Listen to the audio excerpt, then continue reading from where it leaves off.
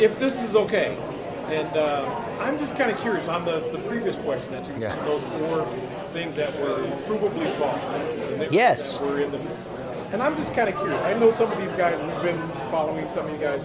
I'm curious if there's any national media who actually believe that they were wrong, that those mirrors. Actually, it's a good question, Eddie. So Eddie's one of the, you guys are colleagues, 2 of the top state reps here, and I think that's a good thing to be curious about.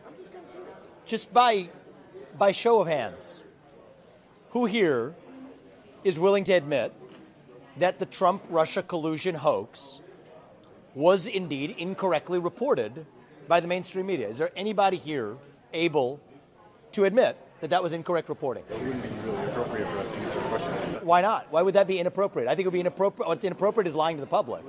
We're doing our job asking you. Was the public lied to, or did the media report on this set of facts that was provided? So that's a fair question. I actually think that the public was lied to long after the media systematically still understood that this was the product of the Steele dossier. The Steele dossier was a piece of Russian disinformation provided by the Hillary Clinton campaign that was served up to the federal government as a basis for issuing a FISA warrant to then potentially infiltrate a member of the opposition party. If this was Bush and Cheney doing it to John Kerry, this would have been the stuff of scandal, impeachment, and worse. And yet, I think it was an intentional lie that the media said that account, which we now know to be true, was actually the Russian disinformation. Now, Shauna, I would be charitable in my interpretation of that if it were just one instance. Let me give an easier one. Just by show of hands, does anybody believe the media's reporting about the origin of COVID-19 ran flatly in face of the facts that you have a Wuhan Institute of Virology that was now the likely origin of the COVID-19 pandemic? You all said that it wasn't for a long time. By show of hands, was the Wuhan lab the likely origin of the COVID-19 pandemic? Everybody, media or not. So you have reported, the same media that has reported that the COVID-19 pandemic did not originate in a lab in Wuhan is willing to even say, unwilling to admit today. The report came out in 2023, so I guess. It was known that there was a Wuhan Institute of Virology where they were conducting gain-of-function research, the very city which was the origin of a global pandemic. And yet the media's explanation was that somehow it could have been any source other than actually having started in a lab. I just think that that's systematically unacceptable. The Hunter Biden laptop. Is the Hunter Biden laptop story, as reported by the New York Post, which was shut down, had the Twitter account locked for anybody who is even sharing the story of the Hunter Biden laptop found on the eve of the last election? The media reported that it was Russian disinformation on the eve of that election. Does anyone here agree that the Hunter Biden laptop story, as reported by the New York Post, was indeed accurately reported and was not Russian disinformation, but was in fact a factually owned laptop of Hunter Biden? I mean, you got to, man. I mean, your paper reported it.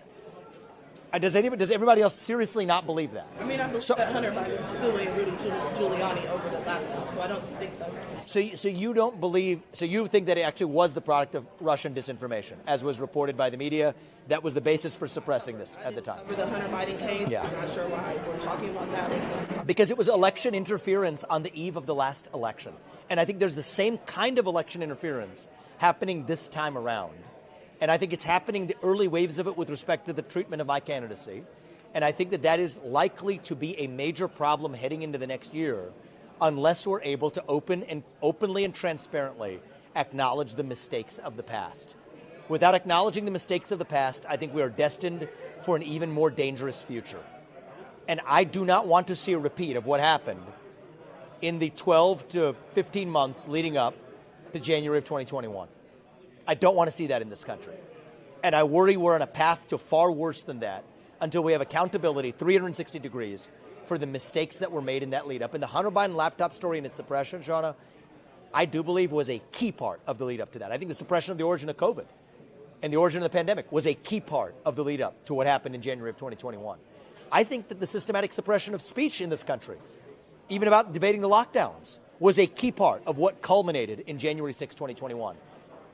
And as somebody who's looking to lead this country and hopefully, dare I say, reunite this country, I think it is critical, it is vital to the future of this country that we not repeat those same mistakes, and yet that's exactly what I'm seeing play out in slow motion, hiding in plain sight. And so it's my concern for this country that leads me to run for U.S. president. It's my concern for this country that causes me to raise what aren't some ancient issues to be swept under the rug. I think that history is relevant to what's happening today.